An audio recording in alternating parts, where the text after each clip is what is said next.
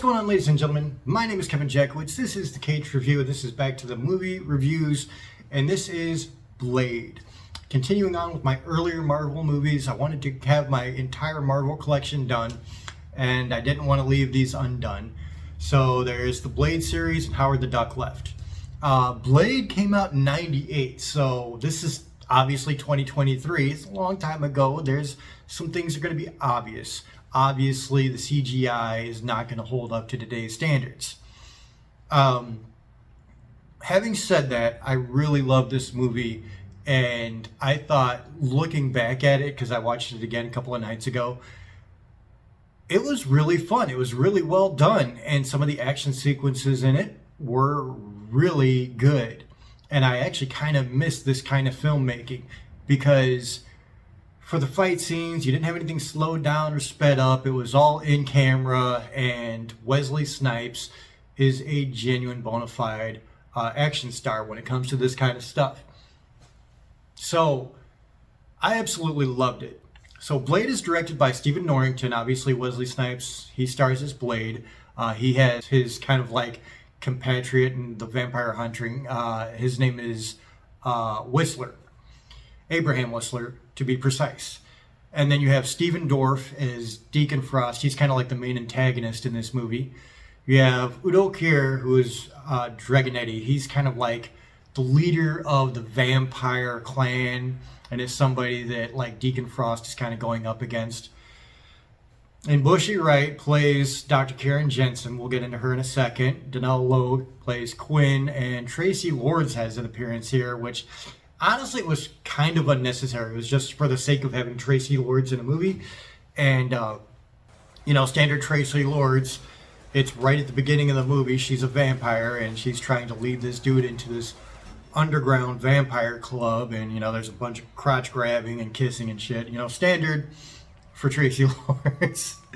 And then you get into this club, and real quickly, you realize it's not what it seems. Everybody's kind of like shunning this dude that Tracy has brought in. And then the sprinkler system goes off, and it's blood. And this dude starts freaking out. The vampires start kicking him. He's crawling on the ground right to Blade.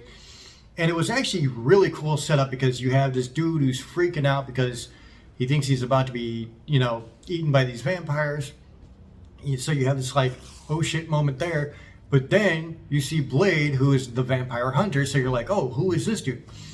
And then the madness ensues, and so Blade is a vampire hunter. And he is taking out people left and right. He's trying to get information from this Quinn dude, who he decides to light on fire instead of killing. And so Blade gets his information, or lack thereof. Quinn goes to the hospital, and during that whole scene where he's supposed to be getting an autopsy, Dr. Karen Jensen comes in. Quinn, not dead, of course he's a vampire, bites a dude that is working on him, and then she runs out of the room and he bites her as well. Except he doesn't kill her. Kills the first dude, doesn't kill her. Blade shows up to finish Quinn off. Still doesn't finish Quinn off.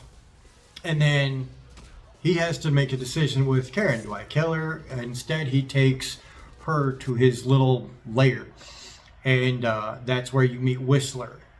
And so Whistler gives her a shot to try to keep the infection at bay while they're trying to figure out a cure for this woman, who just happens to be a phlebotomist.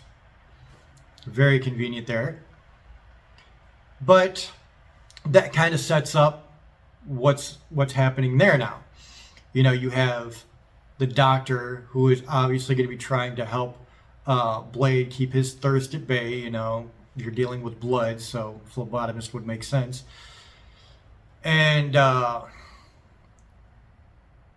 Blade winds up kind of using her as bait to get to one of these humans that work for the vampires. They call them familiars. And so Blade's trying to get this guy again to get some information. All the while this is happening, Deacon Frost is basically rising up against Dragonetti, who is Udo Kier's character. And I love Udo because he's got these just like really intense eyes. Like, you probably don't know the guy by name, but you've seen him in so many things, including like Madonna videos back in the 90s and stuff. Like, he was everywhere because he has this really unique look, and it worked really well for the vampire scene. But at the end of the day, Deacon takes over, kills Dragonetti, and then, of course, he's got this idea that he's been reading these ancient texts that you can take the 12 leaders of the clans for these vampires, sacrifice them, and he becomes a blood god. And that's what he's trying to do. That is the whole of the story.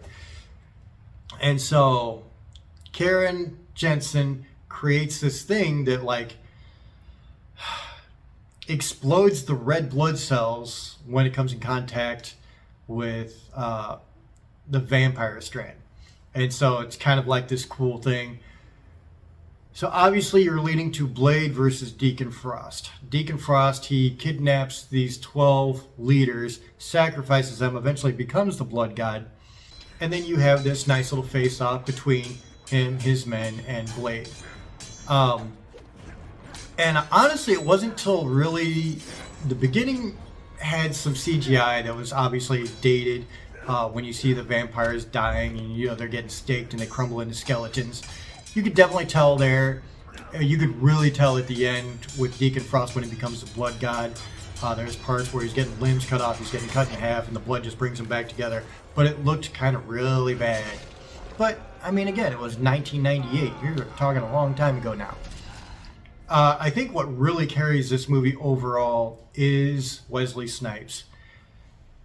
He was in character a lot during the making of these movies. He actually wanted to make these movies. And I think it's funny because he is really the first black lead in a Marvel movie. Like, you know, everybody talks about Black Panther, but actually it was 20 years ago with Wesley Snipes. And even when people were talking about that when Black Panther came out, I had made mention of Blade in a lot of comments to people because I love this movie and I love Wesley Snipes. And he's a really good action star. As I said, there's a lot of martial arts in here that was really cool. Like, some of these fight scenes were really well choreographed. And like I said, I kind of miss stuff like that. I really do. I felt like it was very, very well done.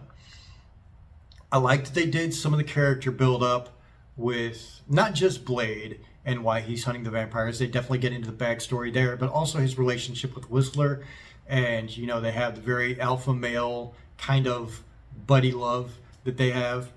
And, you know, we're not going to talk about it, but we know it's there. And I thought that was really cool as well.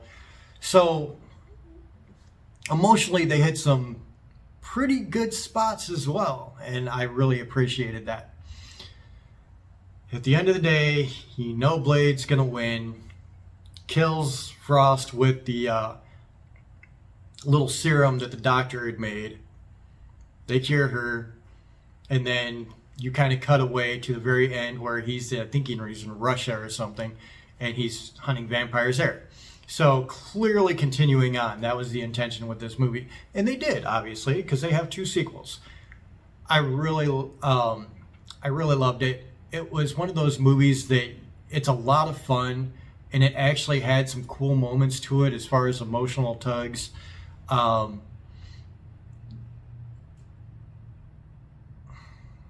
I feel like you understood his purpose and what he was doing and why he was doing it. I don't want to get into everything that happens there. I mean, it's 98, you know, everybody should have seen it by now. But just in case somebody hasn't seen it, there's actually a lot more to this movie than what I'm saying. And it was really the predecessor to a lot of movies that we see today. I was watching a couple of reviews for this, and one of them was talking about how, you know, this movie has elements of, like, you know, your very first superhero movies like the X-Men and Spider-Man. It has elements of, like, The Matrix in it. They actually had a scene that was like a little bit of a bullet time. Then this came out before The Matrix. And also you had that, like, kind of gothic look. Everything's in black.